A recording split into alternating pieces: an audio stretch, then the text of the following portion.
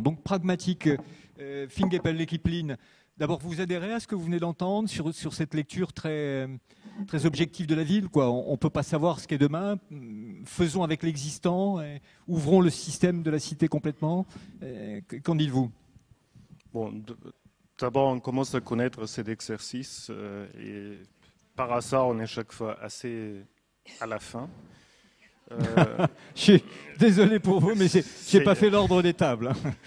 C'est un exercice qui est un peu difficile, surtout parce qu'effectivement, je pense qu'on adhère avec beaucoup de ce qui a été dit et aussi beaucoup avec ce qui a été dit par l'équipe 08,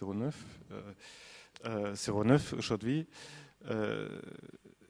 Voilà, peut-être je commence avec les premiers points parce que vous avez parlé de oui, la question environnementale. L'écologie. Alors, l'écologie, on le sait, c'est la science des relations des organismes avec le monde environnant. C'est une définition un peu sec, c'est-à-dire avec les écosystèmes. Et je crois aujourd'hui, et c'est là-dessus qu'on a beaucoup travaillé, les écosystèmes, tous ces systèmes, on les voit dans leur interdépendance, le social, l'économique, la mobilité, le naturel. Et c'est pour ça que cet exercice me semble un peu difficile de les couper comme ça en 4 thèmes, ou peut-être tout ça c'est un thème. Même dans cette définition plutôt strictement environnementale, les villes, les métropoles, ils font partie de ce système. Et je crois pas uniquement ils en sont influencés, mais ils l'influencent aussi beaucoup. Dans ce sens-là, je crois cette étude, cette recherche qui nous a été commandée est extraordinaire parce qu'elle relie d'un côté un espace réel, incroyable, le Grand Paris, avec de l'autre côté cette question de la métropole post-Kyoto. Et là, je dois dire, je suis complètement d'accord avec Paula Vigano que aujourd'hui, on connaît des choses. On peut faire des hypothèses, on aura une augmentation de 2 degrés, de 4 degrés, mais la fourchette, on la connaît. Et on sait aussi où ça nous amène. C'est-à-dire, on sait que l'écosystème, il est gravement perturbé, et avec ça, nous aussi, et en plus, nos villes actuellement, ils les perturbent.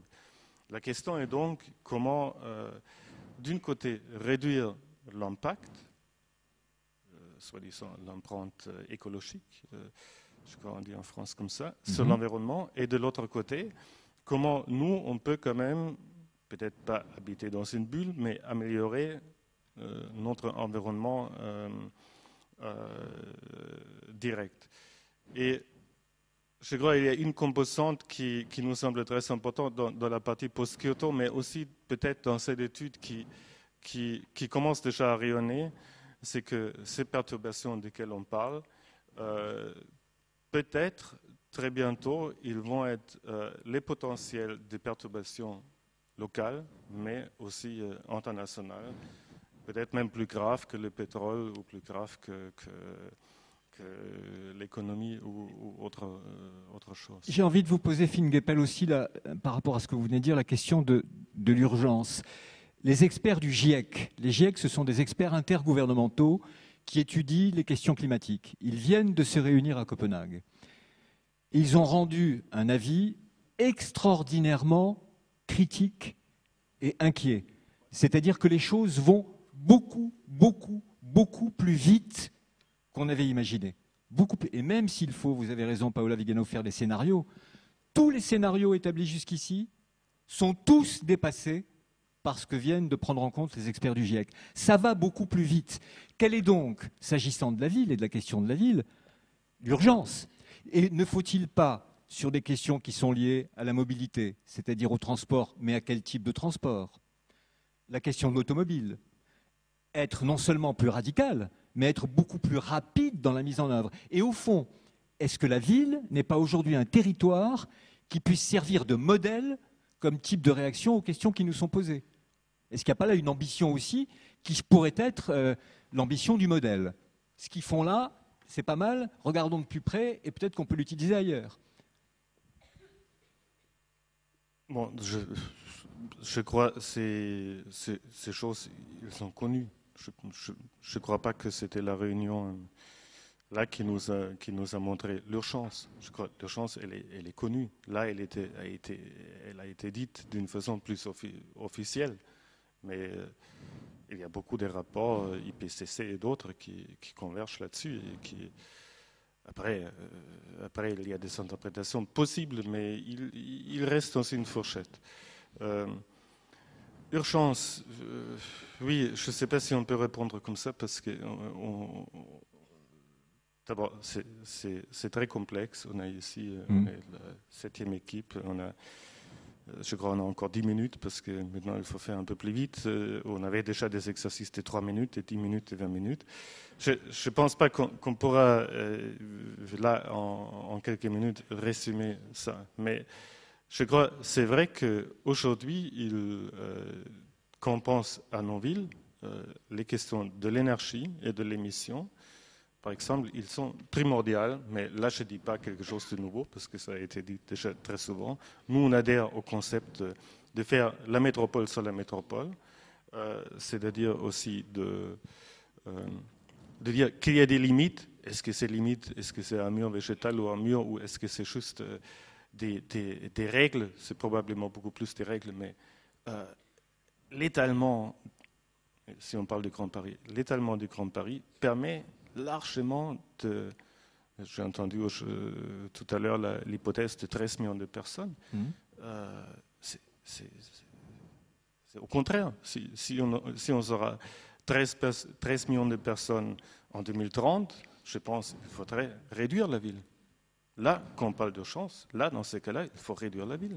Je pense qu'il faut que, dans ce qu'on appelle aujourd'hui la périphérie ou la banlieue, vous en avez insisté sur la connotation négative de la banlieue. Je crois qu'aujourd'hui, il s'agit de faire un Paris dense, rayonnant, innovatif, avec une banlieue, une métropole de peut-être 13 millions de personnes, rayonnant, innovante et qui intègre ces nouveaux demandes.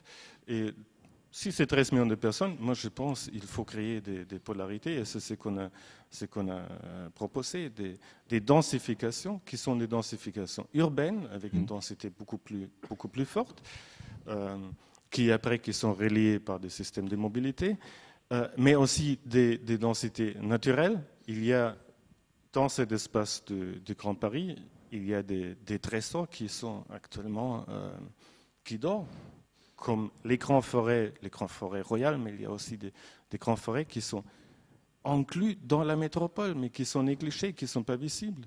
Le studio 09 a évoqué déjà d'une façon assez claire le système des rivières et des fleuves. Il y a 1400 km de réseaux des fleuves et des rivières ici qui ont formé, je dis, l'identité au-delà de Paris de cette région, qui aujourd'hui qui sont en grande partie en friche,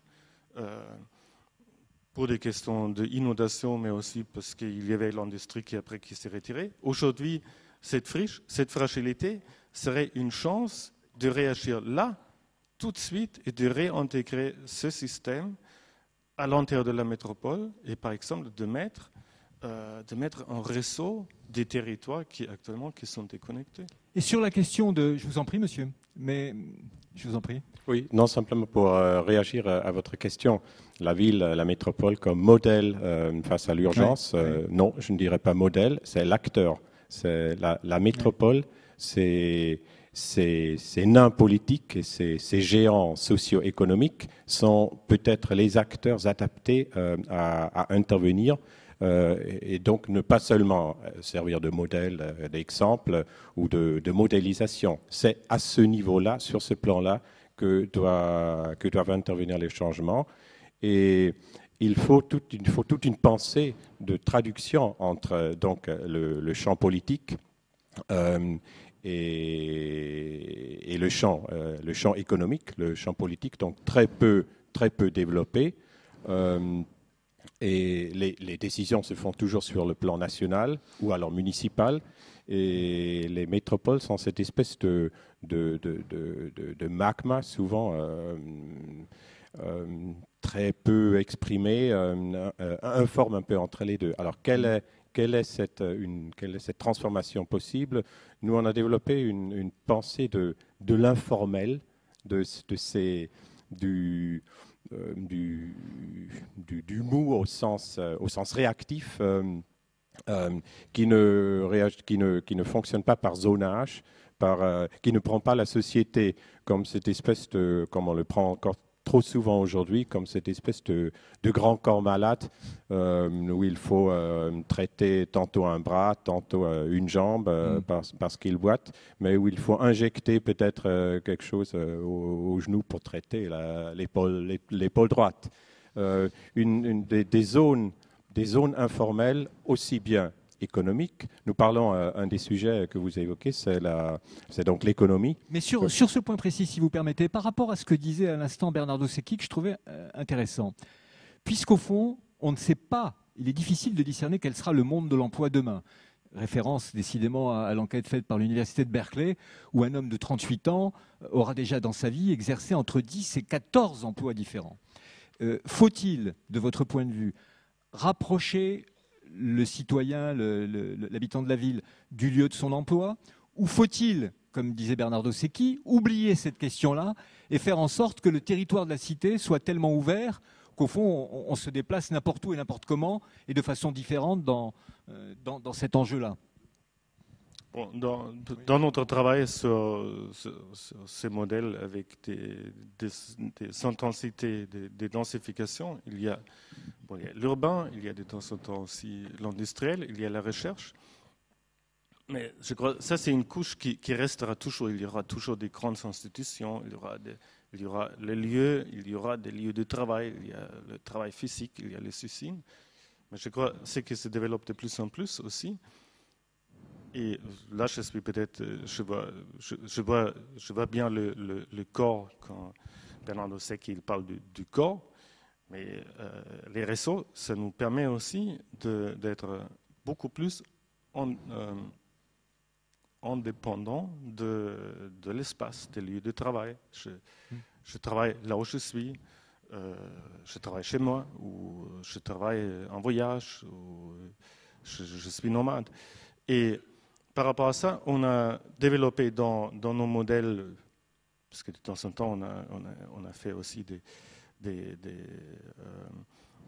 modèles, ce qu'on appelle des maquettes de situation. C'est-à-dire, de temps en temps, on a dans nos polarités, on a regardé, mais on a regardé aussi dans ce qui entoure les polarités, ce qu'on appelle la ville des chairs. C'est ce qui existe et c'est ce qui va, même si la ville elle se rétrécit, qui va toujours exister.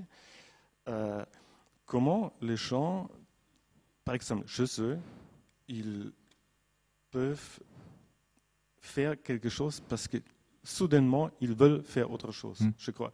Un grand problème dans les cités, purement spatiales, c'est tout simplement qu'il y a une seule typologie de ce espace. Je peux y habiter, point. Et peut-être, on injecte quelques magasins, alors je peux acheter quelque chose et après, ça s'arrête là. Mais tout simplement, imaginer ces lieux avec des possibilités différentes, avec des typologies différentes. Typologie, c'est un mot qui n'est pas très bien, mais avec des formes, des natures d'espaces différentes, où soudainement, je peux commencer à faire une première invention. Quand vous regardez les ordinateurs, beaucoup de choses, ils ont été développés où? Dans un garage.